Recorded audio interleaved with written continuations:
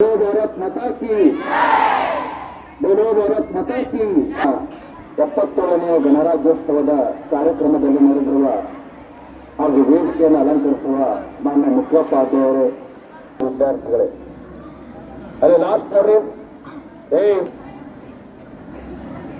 ನಿಮ್ಮ ಗೆಳೆಯ ಹೇಳಿದ ಅಕ್ಕಿ ಎಷ್ಟು ಬಲಿಷ್ಠವಾಗಿರುತ್ತೆ ಅಷ್ಟು ಹಾರಾಟ ಎಷ್ಟು ಬೇಕಾದ ಸಮಯದವರೆಗೆ ಹಾರಾಟ ಮಾಡುತ್ತೆ ಅಂತ. ಹಂಗೆ ನಾವು ಈ ದೇಶದ ಭವಿಷ್ಯದ ಪ್ರಜೆಗಳಾಗಿ ಇವತ್ತು ನಾವು ಎಷ್ಟು ಬಲಿಷ್ಠವಾಗ್ತೀವೋ ಅಂದ್ರೆ ಯಾವುದರ ಮೂಲಕ ಬಲಿಷ್ಠ ಆಗೋದು? ಕೇವಲ ದೇಹದ ಮೂಲಕ ಅಲ್ಲ, ಬುದ್ಧಿ ಬಲದ ಮೂಲಕ ಎಷ್ಟು ಬಲಿಷ್ಠರಾಗ್ತೀವೋ ಅಷ್ಟು ನಾವು ಕೂಡ ಏನಪ್ಪಾ ಅಂದ್ರೆ ಮುಂದಿನ ಭವಿಷ್ಯದಲ್ಲಿ ಸ್ವತಂತ್ರವಾಗಿ ನಮ್ಮ ಇಚ್ಛೆಯಂತೆ ಮತ್ತು ಈ ದೇಶದ ಸತ್ಪ್ರಜೆಯಾಗಿ ಬದುಕಲಿಕ್ಕೆ ಸಾಧ್ಯ ಆಗುತ್ತೆ ಅನ್ನೋದನ್ನು ತಿಳಿಸ್ತಾ, ಹಾಗಾಗಿ ಇವತ್ತು ನಾವು ಗಣರಾಜ್ಯೋತ್ಸವವನ್ನು ಆಚರಿಸ್ತಾ ಇದ್ವಿ. ಆಚರಿಸಬೇಕಾದ್ರೆ ನಿಮ್ಮ ಎಲ್ಲ ಗೆಳೆಯರು ಮಾತಾಡಿದ್ರು, ಇವತ್ತು ವಿದ್ಯಾರ್ಥಿಗಳು ಸಾಕಷ್ಟು ಹೇಳಿದ್ರು. ಸಂವಿಧಾನ ಅಂತ ಹೇಳಿದ್ರು. ಏನ್ ಸಂವಿಧಾನ ಅಂದ್ರೆ ದೇಶದ ಆಡಳಿತವನ್ನು ನಡೆಸಲಿಕ್ಕೆ ಇರುವಂತ ರೂಪುರೇಷೆಗಳ ಒಂದು ಗುಚ್ಛವೇ ಸಂವಿಧಾನ ಅಂತ ಹೇಳ್ತೀವಿ ನಾವು. ಒಂದು ದೇಶದ ಕಾನೂನುಗಳ ಗುಚ್ಛ ಅಂತ ಹೇಳಿದ್ರು ತಪ್ಪಿಲ್ಲ. ಇಂಥ ಸಂವಿಧಾನ ರಚಿಸಬೇಕಾದ್ರೆ ಬ್ರಿಟಿಷರು ನಮಗೆ 1947 ಸ್ವಾತಂತ್ರ್ಯವನ್ನು ನೀಡಿದ್ರು. ಆದ್ರೆ ಅವ್ರು ಹೇಳಿದ್ರು ನಮ್ಗೆ ಎಷ್ಟು ಅವಮಾನ ಮಾಡಿದ್ರಪ್ಪ ಅಂದ್ರೆ, ಮೂರ್ಖರಿದ್ದೀರಿ ನೀವು, ಭಾರತೀಯರಂದ್ರೆ ಮೂರ್ಖರಿದ್ದಂಗೆ, ನೀವು ನಮ್ಮ ದೇಶವನ್ನು ಹೆಂಗ್ ಆಳ್ತೀರಿ? ನಾವು ಇಷ್ಟು ವರ್ಷ ನಾವು ಯುರೋಪಿಯನ್ನರಿದ್ವಿ, ಬ್ರಿಟಿಷರಿದ್ವಿ, ನಿಮ್ಮನ್ನ ರೂಲ್ ಮಾಡ್ತಾ ಇದ್ವಿ, ನಿಮ್ಮನ್ನು ಸ್ವತಂತ್ರ ಕೊಟ್ರೆ ನೀವ್ ಹೆಂಗ್ ಆಡಳಿತ ಮಾಡ್ಕೊಂತೀರಿ? ನಿಮ್ ಕೈಯಿಂದ ಆಗಲ್ಲ ಅಂತ ನಮಗೆ ಸಾಕಷ್ಟು ಅವಮಾನವನ್ನ ಮಾಡಿದ್ರು.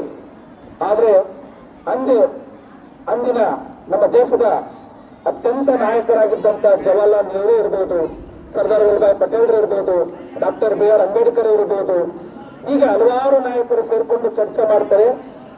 ನಾವು ಹಾಗಾದ್ರೆ ಅತ್ಯುತ್ತಮವಾದಂತ ನಮ್ಮ ದೇಶಕ್ಕೆ ಬೇಕಾಗುವಂತ ಕಾನೂನನ್ನು ಹೆಂಗ್ ರಚಿಸ್ಕೋಬೇಕು ಅಂತ ಕುಂತ್ಕೊಂಡು ಅವರು ಅಧ್ಯಯನ ಮಾಡ್ತಾರೆ.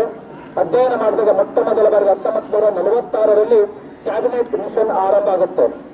ಮೊಟ್ಟ ಮೊದಲ ಬಾರಿಗೆ 1946ರಲ್ಲಿ ಕ್ಯಾಬಿನೆಟ್ ಮಿಷನ್ ಆರಂಭ ಆಗುತ್ತೆ.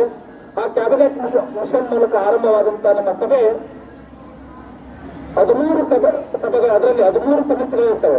ಒಟ್ಟು 13 ಸಮಿತಿಗಳಿರ್ತವೆ. ಅದರಲ್ಲಿ ಪ್ರಮುಖವಾದಂತಹ ಸಮಿತಿ ಕರಡು ಸಮಿತಿ. ಈ ಕರಡು ಸಮಿತಿ ಅಧ್ಯಕ್ಷರೇ ಡಾಕ್ಟರ್ BR ಅಂಬೇಡ್ಕರ್ ಆಗಿರ್ತಾರೆ. ಅಂದ್ರೆ ಉಳಿದ 12 ಸಮಿತಿಗಳು ನಮ್ಮ ದೇಶಕ್ಕೆ ಅನ್ವಯ ಆಗುವಂತ ವಿವಿಧ ದೇಶಗಳ ಸುಮಾರು 51ರಿಂದ 52 ದೇಶಗಳ ಸಂವಿಧಾನವನ್ನು ಅಧ್ಯಯನ ಮಾಡ್ತಾರೆ.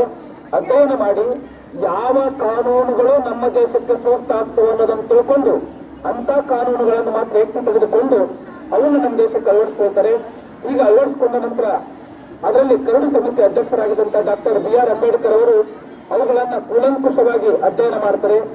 ಕೆಲವು ಅಂಶಗಳನ್ನ ನಮ್ಮ ದೇಶಕ್ಕೆ ಬೇಡವಾದಂತ ಅಂಶಗಳನ್ನ ತೆಗೆದುಹಾಕಿ ಕೆಲವು ಅಂಶಗಳನ್ನ ಇಟ್ಕೊಂಡು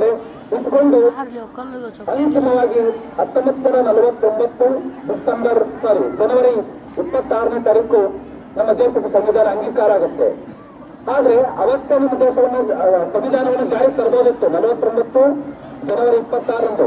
ಆದ್ರೆ ಒಂದು ಸವಿನೆನಪಿನ ಕಾರಣಕ್ಕೋಸ್ಕರ 19